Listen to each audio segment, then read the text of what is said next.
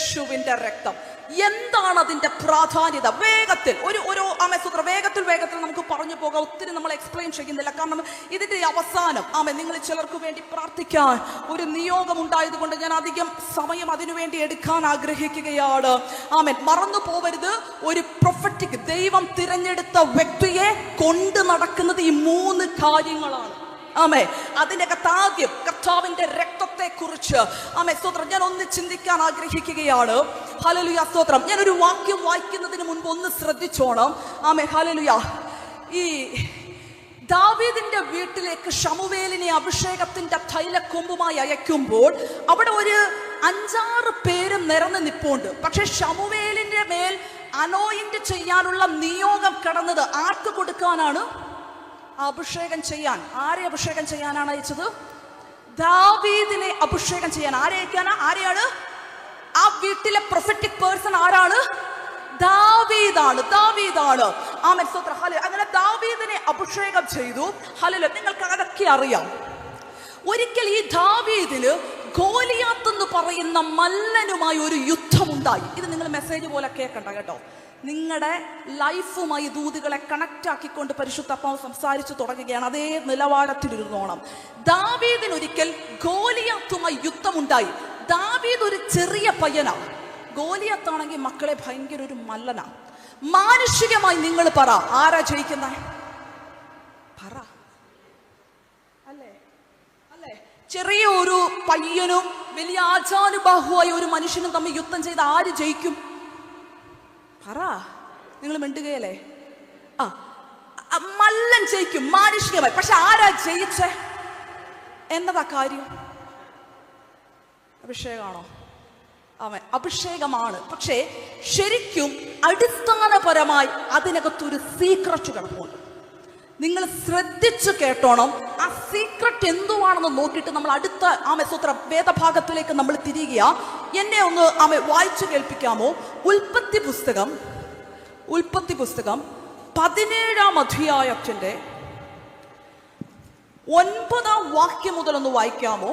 ദൈവം പിന്നെയും അബ്രഹാമിനോട് അരുളി ചെയ്തത്, നീയും നിന്റെ ശേഷം തലമുറയായി നിന്റെ സന്തതിയും എന്റെ നിയമം പ്രമാണിക്കണം. എനിക്കും നിങ്ങൾക്കും നിന്റെ ശേഷം നിന്റെ സന്തതിക്ക് മധ്യേ ഉള്ളതും നിങ്ങൾ പ്രമാണിക്കേണ്ടതുമായ എന്റെ നിയമം ആവിത്.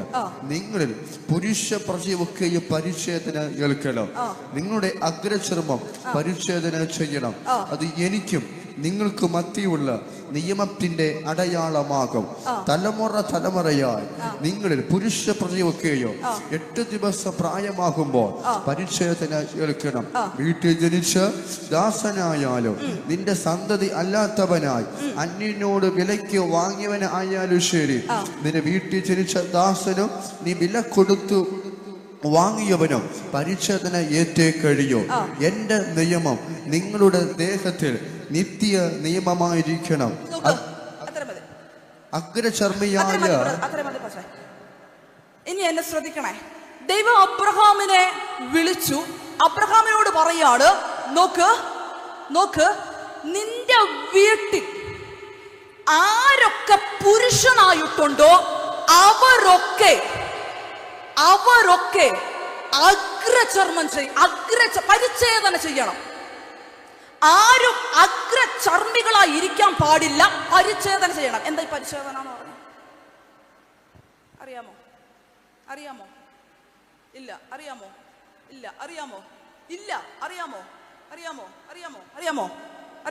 അറിയാം.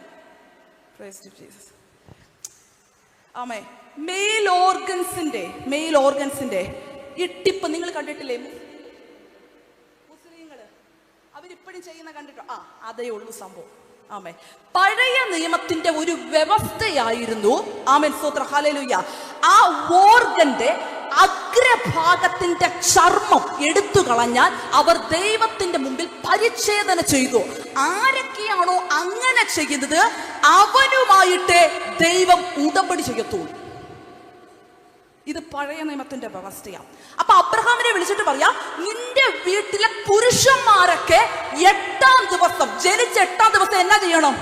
ഇത് ചെയ്യണം. ഇത് നിന്റെ തലമുറ കൊണ്ട് നിൽക്കരുത്. നീ ഇത് തലമുറയായി ഓക്കെ, തലമുറയായി എല്ലാ പുരുഷന്മാരും ജനിച്ച 8-ാം ദിവസം എന്ത് ചെയ്യണം? ഇത് ചെയ്യണം. അവന്റെ മേലാണ് ദൈവത്തിന്റെ അടയാളം ഇരിക്കത്തുള്ളൂ. അല്ലാതെ അബ്രഹാമിന്റെ വീട്ടിൽ ജനിച്ചെന്ന് പറഞ്ഞ് ഇത് ചെയ്യാതിരുന്നിട്ട് ഞാൻ ദൈവത്തിന്റെ മകനാണെന്നും പറഞ്ഞ ദൈവം സ്വീകരിക്കുകയല്ല.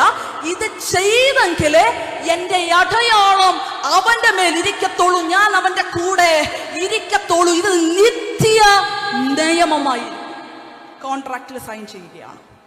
ആമേൻ, സ്തോത്രം. കുറച്ച് നാളുകൾ കഴിഞ്ഞു, കുറച്ച് വർഷങ്ങൾ കഴിഞ്ഞു, കുറച്ച് തലമുറകൾ കഴിഞ്ഞു, കുറച്ച് സംവത്സരങ്ങൾ കഴിഞ്ഞു. അബ്രഹാമിന്റെ സന്തതിയായി ദാവീദ് ജനിക്കുകയാണ്. ആമേ, അബ്രഹാമിന്റെ വർഷങ്ങൾക്ക് ശേഷം ആ പരമ്പരയിൽപ്പെട്ട ഒരു തലമുറയായി ദാവീദ് ജനിക്കുക. ദാവീദിന് ഈ നിയമം ബാധകമാണോ? ആണ്. ഇത് തലമുറയായി ചെയ്യേണ്ടതാണ്. അബ്രഹാമിന്റെ കുടുംബത്തിൽപ്പെട്ടവനാകിയ ദാവീദ് എന്തോ ചെയ്യണം. ദാവീദ് ചെയ്തു. കുറച്ച് നാള് കഴിഞ്ഞൊരു യുദ്ധം ഉണ്ടാകുകയാണ്. രണ്ടുപേർ തമ്മിൽ യുദ്ധത്തിന് ഏർപ്പെടുകയാ. ദൈവം ആരുടെ കൂടെ ഇരിക്കത്തോളൂ? പറ. ആരാണോ നിയമത്തിന്റെ അകത്തു കയറി നിന്നത്, ആരാണോ അടയാളത്തെ വഹിക്കുന്നത്, അവന്റെ കൂടെ ദൈവത്തിന് ഇരിക്കാൻ പറ്റത്തോളൂ. സിജോ പാസ്റ്റർ, ആമേ ആമേ. ഗോലിയാത്തിനെ നോക്കുമ്പോ ഗോലിയാത്ത് പരിച്ഛേദന ഏറ്റിട്ടുണ്ടോ? ഇല്ല. ദാവീദിനെ ദൈവം നോക്കുമ്പോ ദാവീദ് അത് ചെയ്തിട്ടുണ്ടോ? ചെയ്തിട്ടുണ്ട്. യുദ്ധം നടക്കുമ്പോൾ ദൈവത്തിന് നിയമത്തെ തെറ്റിക്കാൻ പറ്റത്തില്ല. അഭിഷേകം ചെയ്തിട്ടുണ്ടെന്നത് സത്യമോ, തിരഞ്ഞെടുത്തു എന്നുള്ളത് സത്യമോ, കുടുംബത്തിൽ പിറന്നതാണെന്നുള്ളത് സത്യം. പക്ഷേ അതല്ല, ആരാണോ റൂളിന്റെ അകത്ത് കയറി നിന്നത്, ആരാണോ കവറിങ്ങിന്റെ അകത്ത് കയറി നിന്നത്, അവന്റെ കൂടെ ദൈവത്തിന് ഇരിക്കാൻ പറ്റത്തോളൂ. ആമേ ആമേ. ഞാൻ അങ്ങനാണെങ്കിൽ സഭയോട് ദൂത് പറയട്ടെ. പുതിയ നിയമ വിശ്വാസികളായ നമുക്ക് കൃപയാൽ ഇതൊന്നും ചെയ്യണ്ട, പരിച്ഛേദനയും ചെയ്യണ്ട, അഗ്രചർമ്മവും നീക്കണ്ട. ആമേൻ, സ്തോത്രം. പക്ഷേ രക്തത്തിന്റെ കവറിങ് ആരുടെ മേലാണോ അടയാളമായിരിക്കുന്നത്, അവരുടെ കൂടെ ദൈവത്തിന് നിൽക്കാൻ പറ്റത്തോളൂ. Hallelujah, hallelujah, hallelujah. വരുന്ന ദിവസങ്ങളിൽ ചില യുദ്ധങ്ങൾ നിങ്ങൾ കാണും. പക്ഷെ പേടിക്കരുത് കേട്ടോ. കഴിഞ്ഞ നാളുകളിൽ നിൽക്കാൻ പറ്റുമോ എന്ന് തോന്നിയ ചില യുദ്ധങ്ങൾ നിങ്ങൾ കണ്ടിട്ടുണ്ട്. നിങ്ങൾ പേടിക്കണ്ട. കാരണം ആ യുദ്ധത്തിൽ ശ്രദ്ധിക്കണേ എന്നെ അമ്മ, നമ്മൾ ആരാധിക്കും. നോക്ക്, ആ യുദ്ധത്തിൽ പിശാചെത്ര മല്ലനായാലും അവ തോറ്റുപോകും, നീ ജയിക്കും. കാരണം അടയാളം നിന്റെ മേലത്രേ. ഞാനിത് പറയുമ്പോൾ ആമെ കട്ടളമേല് കുറുമ്പടിമേല് കുഞ്ഞാടിന്റെ രക്തമുണ്ടായത് കൊണ്ട് സംഹാരദൂതൻ വീടുകൾക്കകത്തു നിന്ന് മാറിപ്പോകുകയാണ്.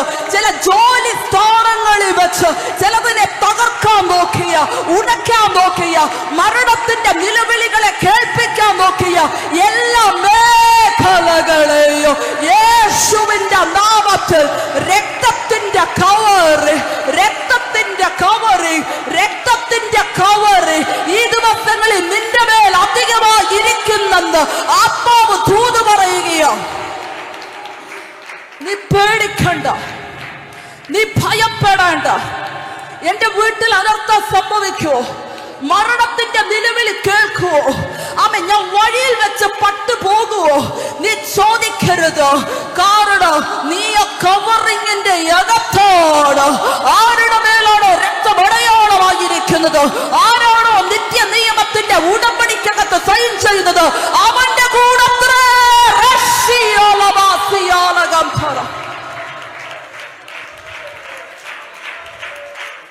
ജയം സംഭവിക്കട്ടെ. എല്ലാ ഭയത്തിന്റെ ആത്മാവിനെ പുറത്താക്കുകയാണ്.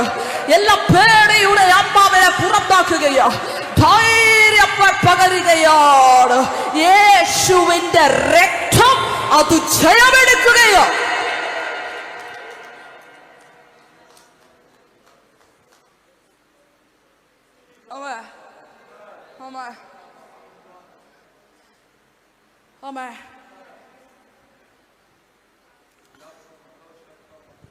ഇന്ന് പകൽക്കാലം സഭയായി നിങ്ങൾ ഈ കവറിങ്ങിന്റെ അകത്താന്നാ ഞാൻ വിശ്വസിക്കുന്നത്.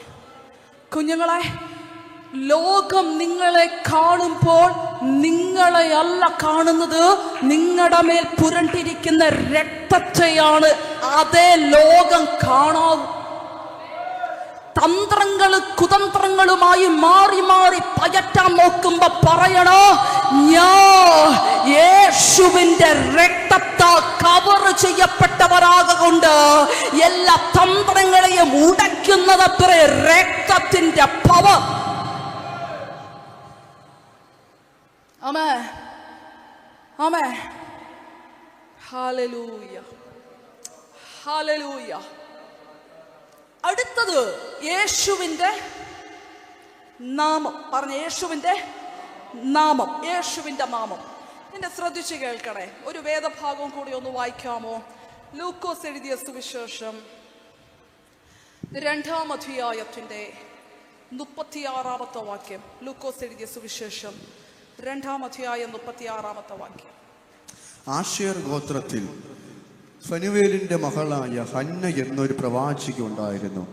അവൾ കന്യക കാലത്തിൽ പിന്നെ ഭർത്താവിനോട് കൂടെ 7 സംവത്സരം കഴിച്ച് 84 സംവത്സരം വിധവയോ വളരെ വയസ്സു ചെന്നോളുമായി ദേവാലയം വിട്ടു പിരിയാതെ ഉപവാസത്തോട് പ്രാർത്ഥനയോട് കൂടെ രാവും പകലും ആരാധന ചെയ്തു പോന്നു. ആ നാഴികയിൽ അവളും അടുത്തു വന്ന് ദൈവത്തെ സ്തുതിച്ചു. യെരൂശലേമിന്റെ വീണ്ടെടുപ്പിനെ കാത്തിരുന്ന എല്ലാവരോടും അവനെ കുറിച്ച് പ്രസ്താവിച്ചു.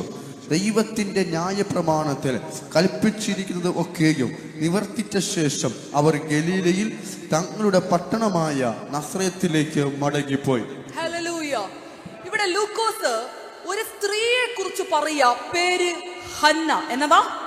ഇത് നമ്മുടെ പഴയ നിയമത്തിലെ ശമൂവേലിന്റെ അമ്മയായ ഹന്നയല്ല. ഇവിടെ ആശേർ ഗോത്രത്തിൽ ഫനുവേലിന്റെ മകളായ ഹന്ന. ആമേൻ, സ്തോത്രം. ഈ ഹന്ന എന്ന് പറയുന്ന സ്ത്രീ വാസ്തവത്തിൽ ഒരു വയസ്സ് ചെന്നവളാ. ഓക്കെ, പ്രായം അവിടെ എഴുതിയിട്ടില്ല. നമ്മുടെ ടോപ്പിക്ക് മാറിപ്പോലെ കർത്താവിന്റെ നാമം, നാമം, നാമം. ആമേൻ. പ്രായം അവിടെ എഴുതിയിട്ടില്ല. പക്ഷെ നിങ്ങൾക്ക് കണക്കറിയാമെങ്കിൽ അത് കാൽക്കുലേറ്റ് ചെയ്യാവുന്നതേ ഉള്ളൂ. ചക്കുവരക്കാർക്ക് മാത്സ് അറിയാവോ എന്ന് ഞാൻ നോക്കട്ടെ. എങ്ങനെയാ കാൽക്കുലേറ്റ് ചെയ്യുന്നതെന്ന് ചോദിച്ചു കഴിഞ്ഞാൽ, ആമേൻ, അവിടെ എഴുതിയിരിക്കുക കന്യാകാലത്തിൽ. അന്നത്തെ പ്രായത്തിൽ, അന്നത്തെ സമയത്ത് സ്ത്രീകൾ കല്യാണം കഴിക്കുന്നത് ഏകദേശം 15, 16, 17 വയസ്സൊക്കെ പ്രായമുള്ളപ്പോഴാണ്. ആമേൻ. അവൾ എത്ര വർഷം ഭർത്താവിനോട് കൂടെ ജീവിച്ചു? എന്നെ നോക്കിയിരിക്കണം. 7 വർഷം. ആമേൻ. ഒരു 16 + 7 എത്ര വർഷം മോനെ അവള് വിധവയായിരുന്നു? നിനക്ക് പേടിയാണോ? 84 വർഷം. Praise to Jesus, hallelujah. ഇനി എന്നെ ശ്രദ്ധിക്ക്. 7 വർഷമേ അവൾക്ക് വിവാഹ ജീവിതം ഉണ്ടായിരുന്നുള്ളൂ. അത് കഴിഞ്ഞ് ഭർത്താവ് മരിച്ചു പോവുകയും 84 വർഷം ആ സ്ത്രീ വിധവയായിരിക്കുകയും ചെയ്തു. അപ്പൊ 84 + 7 + ഒരു 16, 17 വയസ്സ് കൂട്ടിയ മോനെ, കൂട്ടുവാണോ? എന്നാ കൂട്ടിക്കോ. കൂട്ടിയോ? ഇല്ല, കിട്ടിയില്ല. കിട്ടിയോ? ഇല്ല, കിട്ടിയോ? ഇല്ല. ഓക്കെ, ഞാൻ പറയാം. ഏകദേശം 105 വയസ്സിന് മുകളിൽ ഈ സ്ത്രീക്ക് പ്രായമുണ്ട്. എത്ര വയസ്സാ? 105. ഇനി ഞാൻ നിങ്ങളോട് ചോദിക്കട്ടെ, 105 വയസ്സെന്ന് പറയുമ്പോൾ നല്ല ഒരു പ്രായമല്ലേ അത്? നല്ല പ്രായം. ഇവർ ഈ 105 വയസ്സിന് മുകളിൽ പ്രായമുള്ള സ്ത്രീ ശാരീരികമായി ഇവർ ഓക്കെ ആണോ? ആണോ? നല്ല കൊച്ചു പിള്ളേരെ പോലെ ചാടിത്തുള്ളി നടക്കുവാണോ? നമുക്കേ 35-40 വയസ്സാകുമ്പോൾ നടുവേദനയായി, തലവേദനയായി, പറയാനുണ്ടോ? എല്ലാ രോഗസൗഖ്യത്തിന് വരുമ്പോൾ നമ്മൾ കൈ വെക്കാറുണ്ട്.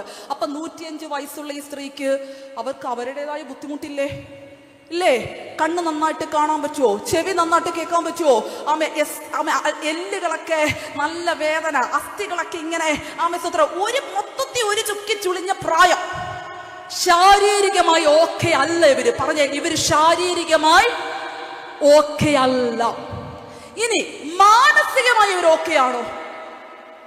ഇതൊക്കെ ഞങ്ങളോട് ചോദിച്ചാൽ ഞങ്ങൾ എന്നാ പറയും? ഇതൊക്കെ വേദപുസ്തകത്തിൽ ഉണ്ടോ അനുസിസ്റ്ററെ? നിങ്ങൾ ചിന്തിക്കുന്നു.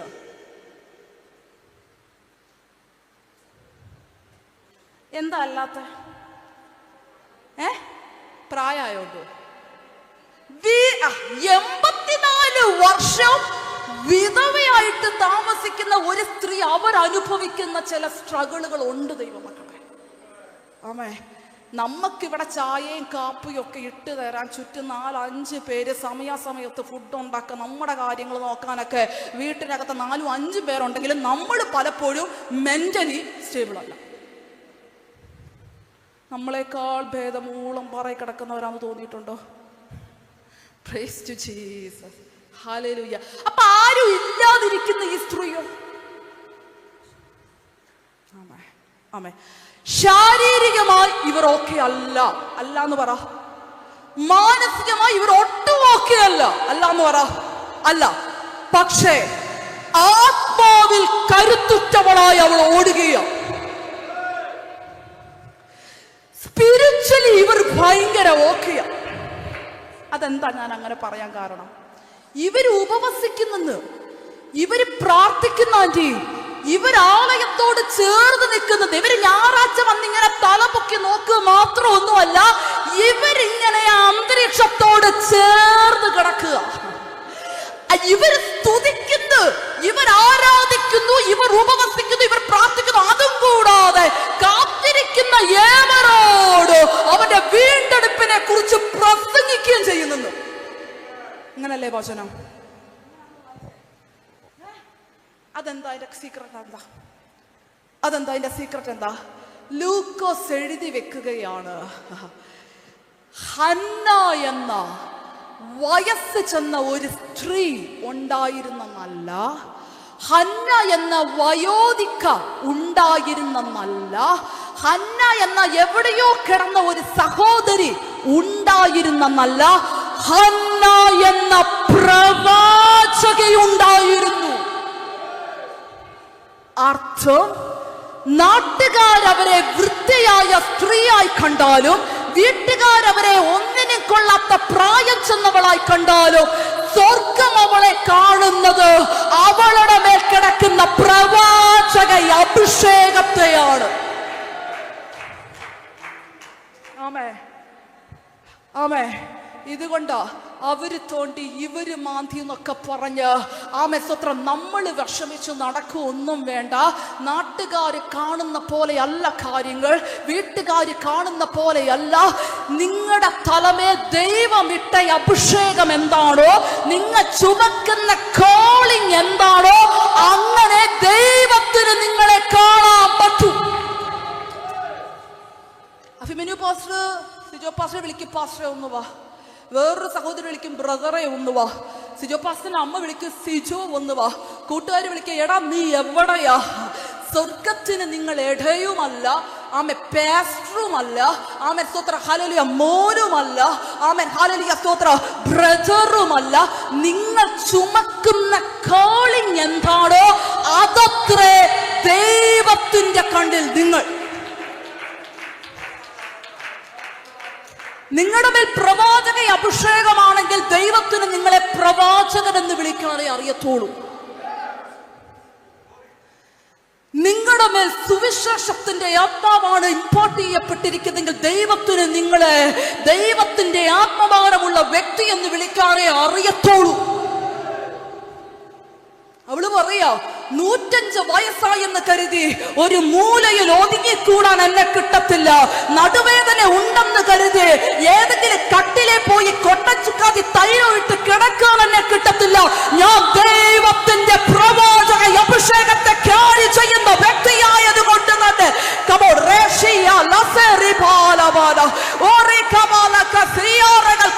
കഴിഞ്ഞ നാളുകളിൽ പാസ്റ്റേഴ്സ് വന്ന് പ്രവചിച്ച ഏതെങ്കിലും കോളിംഗ് ആണ് നിങ്ങളുടെ മേൽ കിടക്കുന്നെങ്കിൽ നിങ്ങൾ അതിനെ ചുമക്കുക, നിങ്ങൾ അതിനെ ചുമക്കുക, നിങ്ങൾ അതിനെ ചുമക്കുക.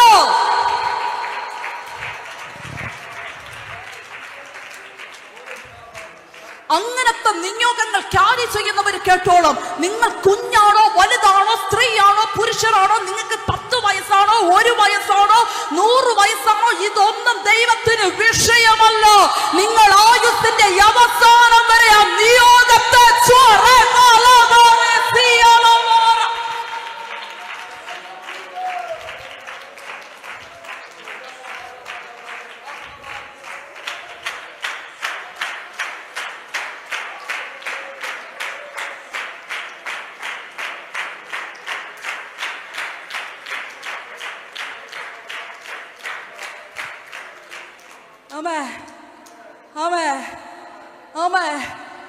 ഒരഭിഷേകം വ്യാപരിക്കുമ്പോൾ, ഒരഭിഷേകം തലമേലിടുമ്പോൾ, ഒരു നിയോഗം തലമേലിടുമ്പോൾ വാസ്തവത്തിൽ ദൈവത്തെ തന്നെ തിരികെയാണ്. വാസ്തവത്തിൽ നിങ്ങൾ ചുമക്കുന്നത് ഒരു അനോയിന്റിങ് എന്നതിനേക്കാൾ അപ്പുറം സിസ്റ്ററെ ക്രിസ്തുവിന്റെ നാമത്തെയാണ്.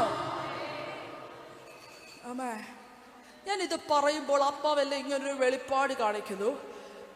പല ജോലി സ്ഥാനങ്ങൾ കേട്ടോ, ജോലി സ്ഥലങ്ങൾ രാവിലെ ഭയങ്കര എനർജിയോടെ പ്രാർത്ഥിച്ചൊക്കെ ജോലി സ്ഥലത്ത് പോയിട്ട് അവിടെ ചെന്നുണ്ടാകുന്ന ചില അസ്വാരസ്യങ്ങൾ, അവിടെ ചെന്നുണ്ടാകുന്ന ചില അസ്വസ്ഥപ്പെടുത്തൽ, സ്തോത്ര കൊളീഗ്സിന്റെ ഭാഗത്ത്, അതായത് സ്തോത്ര ജോലിക്കാരുടെ ഭാഗത്ത് നിന്നുണ്ടാകുന്ന വാക്കുകൾ, മാനേജറിന്റെ, നിങ്ങളുടെ ഹെഡിന്റെ ഭാഗത്ത് നിന്നുണ്ടാകുന്ന ചില കാര്യങ്ങൾ നിമിത്തം സ്തോത്രം ഭയങ്കരമായി വേദനപ്പെട്ട് വിഷമിച്ച് വൈകുന്നേരം സ്തോത്രം ദൈവത്തോട് പരാതി പറഞ്ഞ് ഭയങ്കര ക്ഷീണിച്ച് തളർന്ന് വീട്ടിലേക്ക് മടങ്ങി വന്ന് പിന്നെ അന്ന് രാത്രി പ്രാർത്ഥിക്കാൻ പോലും പറ്റാതെ എന്ത് ചെയ്യണമെന്നറിയാതെ ഇങ്ങനെ ഇരുന്ന് ദിവസങ്ങളെ അങ്ങനെ വേസ്റ്റാക്കി കളയുന്ന ഒരു മേഖലയെ ഇന്ന് പകൽക്കാലം നിങ്ങൾ വിശ്വസിക്കുകയാണെങ്കിൽ ജോലി സ്ഥലങ്ങൾക്കകത്ത് ഒരു സ്വസ്ഥതയെ പരിശുദ്ധയാത്മാവ് ചിലരുടെ മേല്, ഞാനിത് ആരോടാ സ്പെസിഫിക്കലി പ്രവചിക്കുന്നതെന്ന് എനിക്കറിയത്തില്ല, പക്ഷെ ഞാനിത് ആരോടോ സ്പെസിഫിക്കലി പ്രവചിക്കുക. ജോലി സ്ഥലങ്ങൾക്കകത്ത് ഒരു സമാധാനത്തെ പരിശുദ്ധാത്മാവ് തരുമെന്ന് ഇന്ന് പകൽക്കാല ദൂതായി വിളിച്ചു പറയുകയാണ്. ആത്മാവ് ശക്തമായി വിളിച്ചു പറയുന്നു.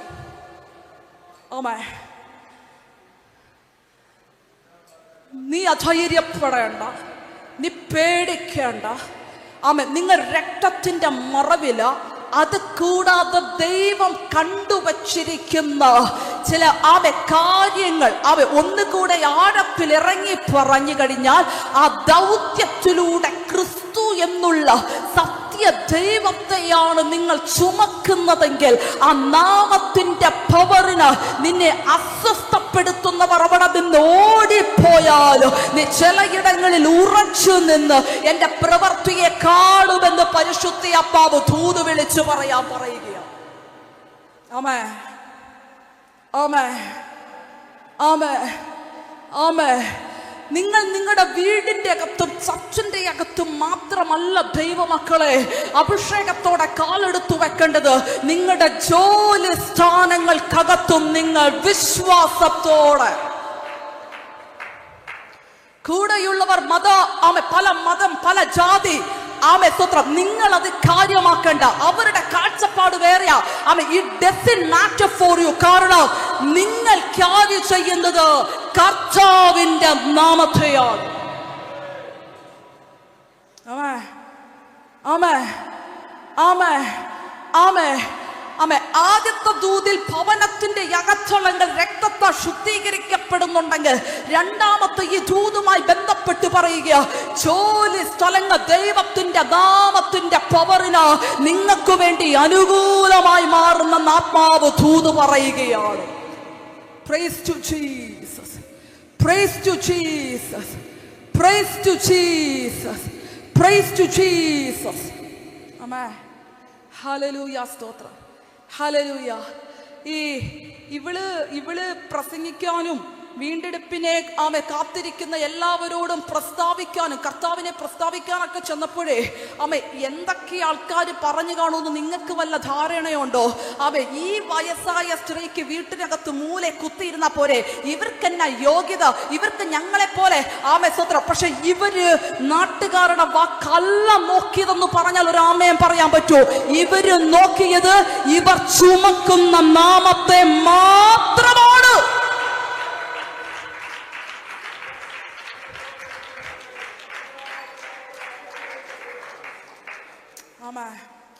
ഞാൻ ഇത് പറയുമ്പോഴേ ഇത് ഒരു ദൂതായി പരിശുദ്ധാത്മാവ് തരുവാണേ. പല അന്യാരാധന മേഖലകൾക്കകത്തുള്ളവരൊക്കെ ആയിരിക്കും നിങ്ങളുടെ ചുറ്റും നിൽക്കുന്നത്. സ്തോത്രം. നിങ്ങളൊരു സമൂഹത്തിൽ ഇറങ്ങുമ്പോൾ അപ്പം നിങ്ങൾ സ്തോത്ര ഹല്ലേലൂയ സ്തോത്ര ഡബിൾ പേഴ്സണാലിറ്റി കാണിക്കാൻ പാടില്ല. എന്ന് പറഞ്ഞാൽ ചർച്ചിനകത്ത് ഈ നാമത്തെ ക്യാരി ചെയ്തിട്ട് മറ്റു പലരെയും പ്രസാദിപ്പിക്കാൻ അവരോട് ചേർന്ന് അതും സത്യമാണ്, ശരിയാണ് കേട്ടോ, ശരിയാണ്, നിങ്ങൾ പറയുന്നതും ഓക്കെ, സംഭവം നമുക്കറിയാം അവർ പറയുന്നതല്ല സത്യം. പക്ഷേ നമുക്ക് പിണക്കാൻ വയ്യ. ഓർത്തോണം, അകത്ത് ചുമക്കുന്നത് ക്രിസ്തുവിനെയാണെങ്കിൽ ഏത് പകലും രാത്രിയും ആരുടെ നടുവിൽ പോയാലും വെളിപ്പെടുത്തേണ്ടത് ക്രിസ്തുവിനെ തന്നെയായിരിക്കണം.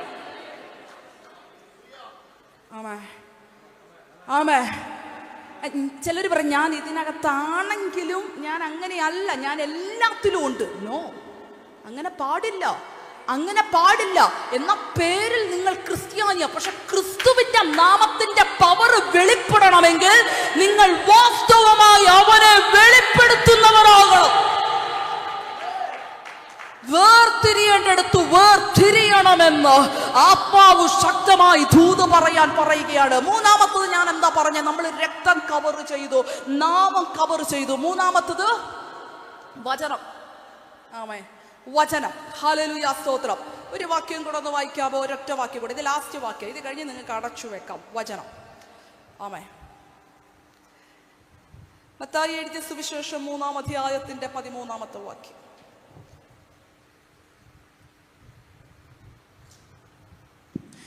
അനന്തരം യേശു യോഹന്നാനാൽ സ്നാനമേൽക്കുവാൻ ഗലീലിൽ നിന്ന് യോർദാൻ അക്കരെ അവന്റെ അടുക്കൽ വന്നു. യോഹന്നാനോ അവനെ വിലക്കി, അതിനാൽ സ്നാനമേൽക്കുവാൻ എനിക്ക് ആവശ്യം, പിന്നെ നീ എൻ്റെ അടുക്കൽ വരുന്നുവോ എന്ന് പറഞ്ഞു. യേശു അവനോട്, ഇപ്പോൾ സമ്മതിക്കുക, ഇങ്ങനെ സകല നീതിയും നിവർത്തിക്കുന്നത് നമുക്ക് ഉചിതമെന്ന് ഉത്തരം പറഞ്ഞു. വചനം എന്ന് പറഞ്ഞു കഴിഞ്ഞാൽ എന്നെ ശ്രദ്ധിക്കണേ. ഹല്ലേലൂയ. ഇവിടെ നമ്മൾ ഒരു 5-10 മിനിറ്റ് കൂടെ സംസാരിച്ചിട്ട് നിങ്ങൾക്ക് വേണ്ടി പ്രാർത്ഥിച്ചിട്ട് നമ്മൾ വൈൻഡപ്പ് ചെയ്യും. വചനം എന്ന് പറഞ്ഞാൽ ഇപ്പോൾ ഈ ഹോസ്പിറ്റലിൽ വർക്ക് ചെയ്യുന്നവർക്കറിയാം, എന്തെങ്കിലും ആക്സിഡന്റ് ഒക്കെ പറ്റി നമ്മളെ ഹോസ്പിറ്റലിൽ കൊണ്ടുപോകുമ്പോൾ, അല്ലെങ്കിൽ OTയിൽ ഓപ്പറേഷൻ തിയേറ്ററിൽ കയറുമ്പോൾ, സർജറിക്ക് വേണ്ടി വിധേയപ്പെട്ടവർ ഡോക്ടർമാർ ഇങ്ങനെ ഓരോ ഭാഗങ്ങൾ കീറി മുറിക്കുമ്പോൾ അവർക്ക് കാണാൻ പറ്റുന്നത് നമ്മുടെ അവയവങ്ങളും നമ്മുടെ ഇന്റേണൽ ഓർഗൻസും നമ്മുടെ സിരകൾ, നമ്മുടെ അകത്തുള്ള ബ്ലഡ്, ഇതൊക്കെയല്ലേ അവർക്ക് കാണാൻ പറ്റുന്നത്. നമുക്ക് എല്ലാവർക്കും അങ്ങനെയല്ലേ ഒരാളെ മുറിച്ചാൽ കാണാൻ പറ്റുന്നത് അല്ലേ? പക്ഷേ ദൈവത്തിനൊരു നിർബന്ധമുണ്ട്. ഓരോ ദൈവ പൈതലിനെ ഇങ്ങനെ രണ്ടായിട്ടൊന്ന് മുറിക്കുകയാണെങ്കിൽ അവന്റെ അകത്തെ അവയവങ്ങളും ബ്ലഡും ഒന്നുമായിരിക്കരുത് സ്വർഗത്തിന്റെ കണ്ണിപ്പെടുന്നത്. അവനെ മുറിക്കുമ്പോൾ നമ്മുടെ അകത്ത് മുഴുവൻ വചനമായിരിക്കണം ദൈവത്തിന് കാണാൻ പറ്റണം. ആമേ. ദൈവത്തിന് അഭിമാനത്തോടെ പറയാൻ പറ്റണം, ഒരു ഭക്തന്റെ അകത്ത് നോക്കുമ്പോൾ അകത്ത് മുഴുവൻ വചനം കത്തിക്കൊണ്ടിരിക്കുകയാണ്. ഹല്ലേലൂയ. നിങ്ങൾ സ്തോത്രം പോയോ? വർഷങ്ങൾക്ക് ശേഷം മറിയയുടെ വയറ്റിനകത്ത് ക്രിസ്തു യേശു ദൈവപുത്രനായി സ്തോത്ര ഹല്ലേലൂയ ദൈവപുത്രൻ മനുഷ്യപുത്രനായി ഉരുവാകുകയാണ്. മറിയ ഈ കുഞ്ഞിനെ പ്രസവിച്ചു, വളർന്നു. ഹല്ലേലൂയ സ്തോത്രം. വളർന്നു. യേശു യോർദാന്റെ നദിക്കരയിൽ വരിക. ഇനി എന്നെ നിങ്ങൾ ശ്രദ്ധിക്കണേ. യേശു യോർദാന്റെ നദിക്കരയിൽ വരികയാണ്. യോഹന്നാന്റെ കരക്കീഴിൽ സ്നാനപ്പെടണം. ദൈവപുത്രന് സ്നാനം ആവശ്യമില്ല. ഉണ്ടോ? താൻ പാപിയല്ല. പക്ഷേ വചനം എന്താണെന്ന് ചോദിച്ചാൽ ഇപ്പോൾ താൻ എന്തായി നിൽക്കണം? വരുന്ന പാപം അവൻ ചുമക്കുന്ന മാനവരാശിക്കു വേണ്ടി താൻ ഒരു മാതൃകയായി നിൽക്കണം എന്നുള്ളതാ വചനത്തിന്റെ ഓർഡർ. താൻ അതാകുകയാ. ഇനി നിങ്ങൾ ഈ വേദഭാഗം വായിച്ചേ. ആമേ മത്തായി എഴുതിയ സുവിശേഷം 3-ാം അധ്യായത്തിന്റെ 13-ാമത്തെ വാക്യം നിങ്ങളൊന്ന് വായിച്ചേ. അനന്തരം യേശു യോഹന്നാനാൽ സ്നാനമേൽക്കുവാൻ ഗലീലയിൽ നിന്ന് യോർദാനക്കരെ അവന്റെ അടുക്കൽ വന്നു. യോഹന്നാനോ അവനെ വിലക്കി, നിന്നാൽ സ്നാനമേൽക്കുവാൻ എനിക്ക് ആവശ്യം, പിന്നെ നീ എന്റെ അടുക്കൽ വരുന്നുവോ? ഈ സ്നാനക്കടവിൽ വെച്ച് ഭയങ്കര ഒരു കൺഫ്യൂഷൻ. എന്നെ ശ്രദ്ധിക്കുന്നുണ്ടോ? സ്നാനക്കടവിൽ വെച്ച് സിസ്റ്ററെ ഭയങ്കര ഒരു കൺഫ്യൂഷൻ വരിക. യോഹന്നാൻ പറയുക, ഞാനോ നിന്നെയോ? അയ്യോ, ഞാൻ എന്റെ മേൽ അങ്ങനെ ഒരു നിയോഗമുണ്ടോ? നിനക്കിപ്പോ ശരിക്കും നിനക്ക് സ്നാനപ്പെടണോ? അത് ഞാനാണോ? ഒരു ഒരു ഒരു ഒരു അങ്ങോട്ടും ഇങ്ങോട്ടും ഒരു ചാഞ്ചാട്ടം പോലെ, ഒരു വലിവ് പോലെ, ഒരു കൺഫ്യൂഷൻ പോലെ. പക്ഷേ പുത്രന്റെ ഹൃദയത്തിൽ കത്തുന്നത് വചനമാകുന്നത് കൊണ്ടും പുത്രൻ തന്നെ വചനമാകുന്നത് കൊണ്ട് പുത്രൻ പറയാ, ഇതാണ് വചനം. ഇപ്പോൾ വേറെ കൺഫ്യൂഷൻ വേണ്ട, ഇതിപ്പോ നമുക്കുചിതം. എങ്ങനെയാ? ഇതിപ്പോ നമുക്ക്, എനിക്കെന്നല്ല നിനക്കെന്നല്ല, സ്നാനപ്പെടുത്തുന്നവനും സ്നാനപ്പെടുന്നവനും ഇതാണ് ഇപ്പോൾ സ്വർഗത്തിന്റെ order.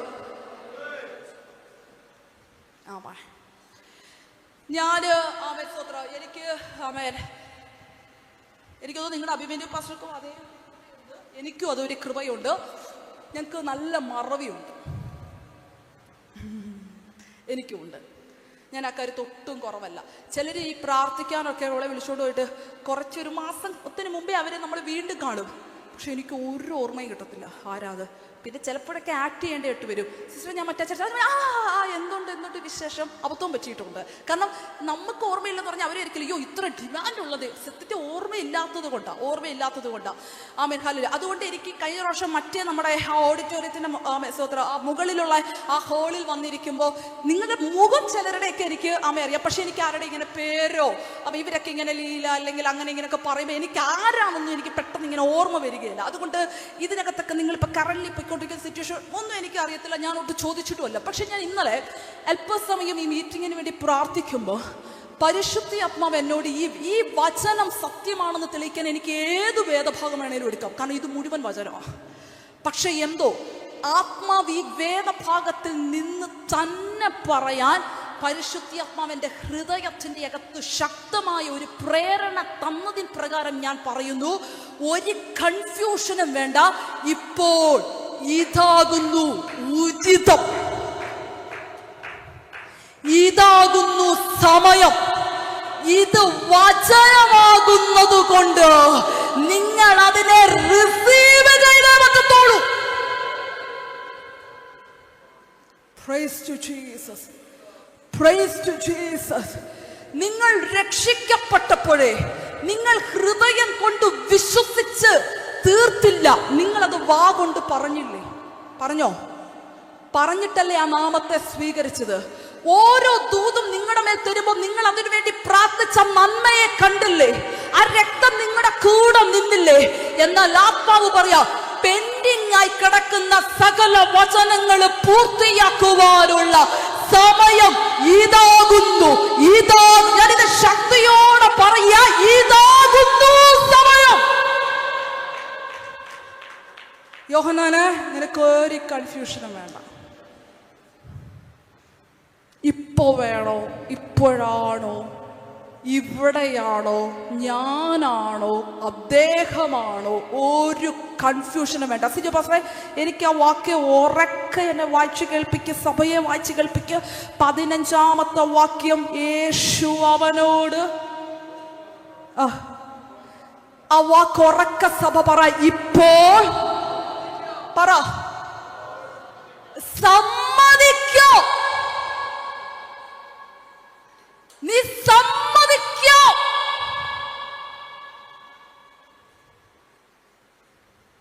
Praise to Jesus. Praise to Jesus. Praise to Jesus. ഇത് സമ്മതിച്ചിട്ട് വേണം നിന്നെ അടുത്ത തലത്തിലേക്ക് എനിക്ക് കയറ്റാൻ. ഇത് സമ്മതിച്ചിട്ട് വേണം നീ ആത്മാവിന്റെ ശക്തിയോടെ പുറപ്പെടാൻ. ഇത് സമ്മതിച്ചിട്ട് വേണം നിന്റെ കരത്തിലൂടെ എനിക്ക് ചിലത് ചെയ്തെടുക്കാൻ. ഇത് സമ്മതിച്ചിട്ട് വേണം എനിക്ക് ദേശത്തിന്റെ നടുവിൽ നിന്നെ ഉയർത്താൻ. ഇത് സമ്മതിച്ച്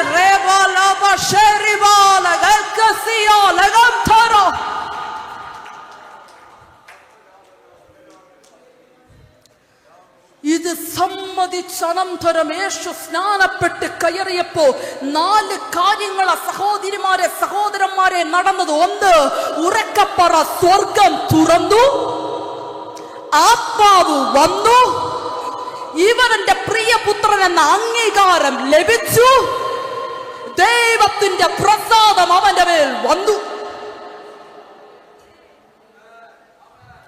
ഈ 4 കാര്യങ്ങൾ നടന്നത് സമ്മതിച്ചതിനു ശേഷം.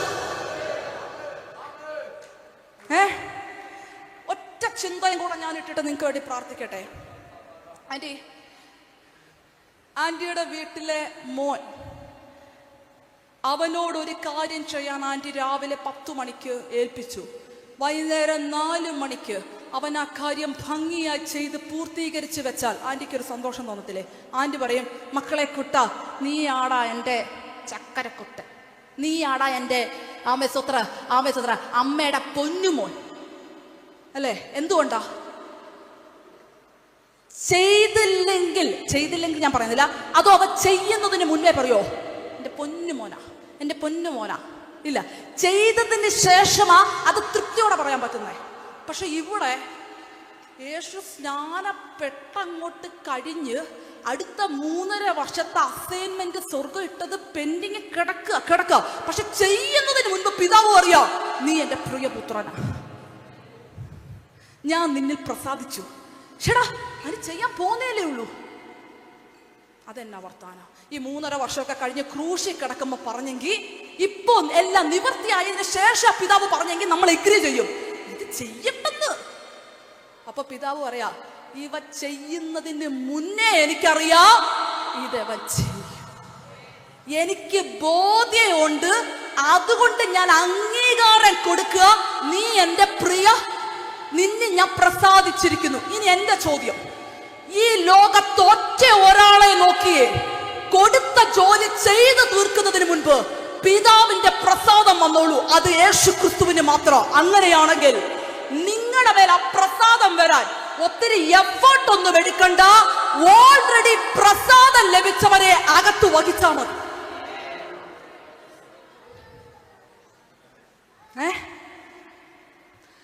ഓൾറെഡി ഫേവർ ലഭിച്ചവന്റെ വചനത്തെ ക്യാരി ചെയ്താൽ മതി. Praise to Jesus.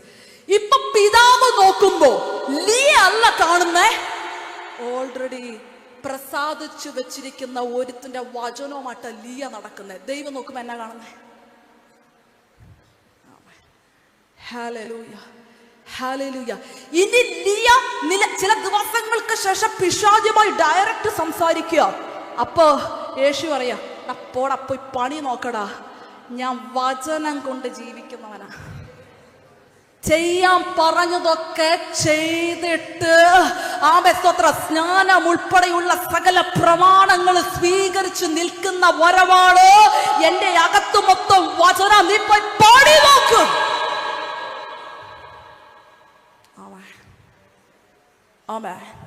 എന്നോട് പരിശുദ്ധ അപ്പാവി സഭയെ നോക്കിക്കൊണ്ട് പറയുക, 3 കാര്യങ്ങള് ഇനി അങ്ങോട്ട് നിങ്ങളെ ഓടിപ്പിക്കാൻ പോകുന്നത്. 1, രക്തത്തിന്റെ ശക്തി. 2, വചനത്തിന്റെ ശക്തി. പേടി വരുമ്പോ തലയുടെ കീഴിൽ ബൈബിള് വെക്കുന്നതല്ല ദൈവമക്കളെ വചനത്തിന്റെ ശക്തി. ഇഷ്ടമില്ലാത്തവര് ഒരു പക്ഷെ കാണുമ്പോ രക്തം നാവിനകത്ത് എടുക്കുന്നതല്ല രക്തത്തിന്റെ പവർ. അതിന്റെ അകത്ത് കയറി നിന്നിട്ട് പറയണം, അതിന്റെ അകത്ത് കയറി, ഞാൻ ഈ പവർ ചുമക്കുന്നയാളാണ്, ഞാൻ ഈ പവർ ചുമക്കുന്നയാളാണ്. 3, നിങ്ങളുടെ അകത്ത് നിങ്ങൾ ക്യാരി ചെയ്യുന്ന യേശുവിന്റെ നാമം രോഗം വരുമ്പോ മാത്രം ഒരു ദൈവ പൈതൽ 24 മണിക്കൂറും വെളിപ്പെടുത്തേണ്ടത് അത്രേ ക്രിസ്തുവിന്റെ. എല്ലാ കണ്ണുകളും അടയപ്പെടട്ടെ, എല്ലാ കണ്ണുകളും. ഞാൻ 1, 2, 3 കാര്യങ്ങൾ പറയുമ്പോൾ അതുമായി ബന്ധപ്പെട്ടുള്ളവരൊക്കെ നിങ്ങൾ പ്രാർത്ഥിച്ചു തുടങ്ങണം.